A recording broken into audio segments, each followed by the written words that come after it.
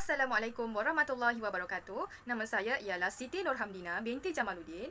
Nombor ID saya ialah S21607071.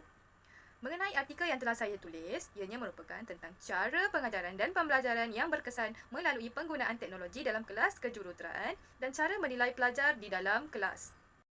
Okey, untuk pengenalan, kerajaan di Malaysia telah mewujudkan sekolah jenis teknikal untuk pelajar yang berminat dengan subjek kejuruteraan. Sebagai contoh seperti sekolah menengah teknik dan sekolah vokasional. Untuk melahirkan bakal profesional dalam bidang kejuruteraan ini, pelajar perlu mempunyai nilai ilmu yang tinggi dan kemahiran yang praktikal di mana permulaannya haruslah dari sekolah. Dalam hal ini, guru dalam subjek kejuruteraan lah yang bertanggungjawab dalam mendidik dan membimbing para pelajar untuk mencapai hasrat murni itu. Guru perlu mewujudkan suatu sesi pengajaran dan pembelajaran yang berkesan, inovatif dan interaktif semasa dalam kelas kepada pelajar mereka. Antara cadangan untuk guru melakukan sesi pengajaran dan pembelajaran yang berkesan terutama dalam kelas kejuruteraan ialah yang pertama dengan meningkatkan penggunaan teknologi dalam sesi PDP. Zaman sekarang, pelajar telah didedahkan dengan penggunaan teknologi sejak mereka kecil lagi oleh ibu bapa mereka di rumah. Oleh itu, di sekolah juga pihak guru perlu menggunakan teknologi yang kreatif dan berkesan dalam membantu pemahaman, menarik minat dan perhatian mereka semasa belajar. Antara contoh penggunaan teknologi untuk kelas kejuruteraan ialah seperti penggunaan papan pintar dan teknologi realiti maya atau dikenali sebagai virtual reality. Pertama, papan pintar ialah sebuah papan peranti interaktif elektronik. Ianya merupakan kelengkapan ICT bersaiz besar yang mempunyai fungsi skrin sentuh. Kelebihan penggunaan papan pintar semasa PDP ialah memudahkan tugas guru untuk menyediakan bahan pembelajaran kerana ianya boleh disambung terus ke internet bagi mendapat gambar, audio, video dan maklumat berkaitan dengan subjek kejuruteraan.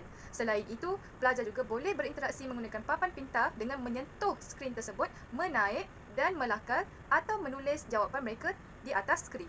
Papan pintar juga boleh memberikan gambaran visual yang jelas untuk pelajar supaya mereka lebih memahami tentang topik yang dipelajari.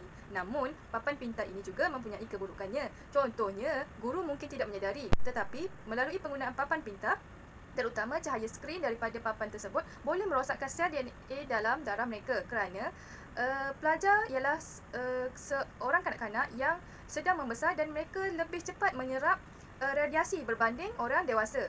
Oleh itu, guru boleh menghindar perkara tersebut dengan mengehatkan penggunaan semasa sesi PDP.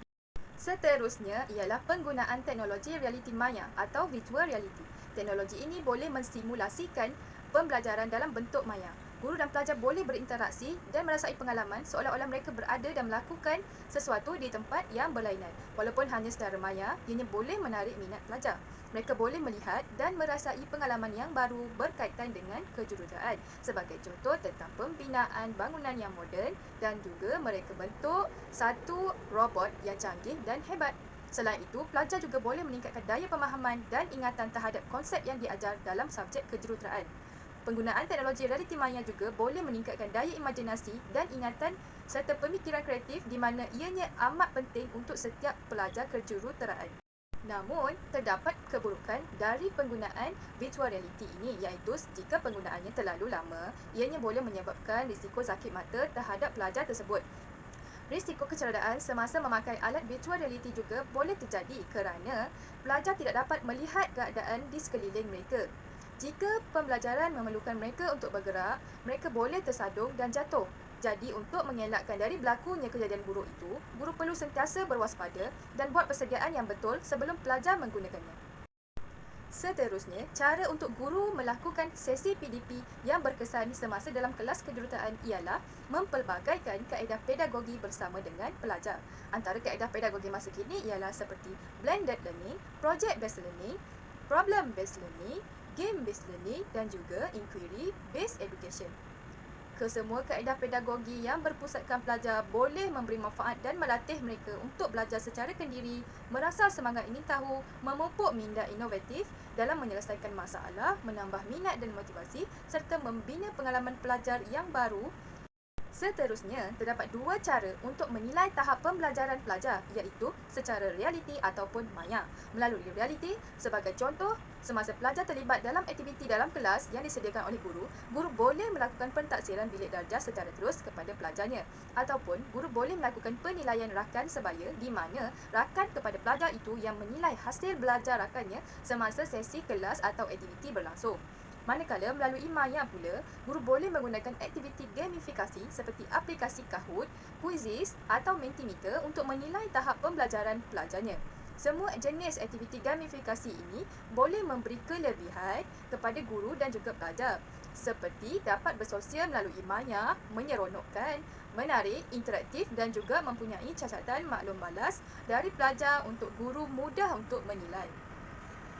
Kesimpulannya di sini ialah amalan penggunaan teknologi dan kepelbagaian jenis pedagogi dalam pengajaran amat penting bagi menarik perhatian dan minat pelajar untuk belajar terutama pada zaman sekarang. Selain untuk menyampaikan maklumat, ianya dapat merangsang fikiran, perasaan, minat serta perhatian pelajar seterusnya menjadikan proses pembelajaran yang berkesan terutama dalam subjek kejuruteraan di sekolah. Sekian. Terima kasih kerana sudi menonton video saya. Sehingga berjumpa lagi. Assalamualaikum. Bye.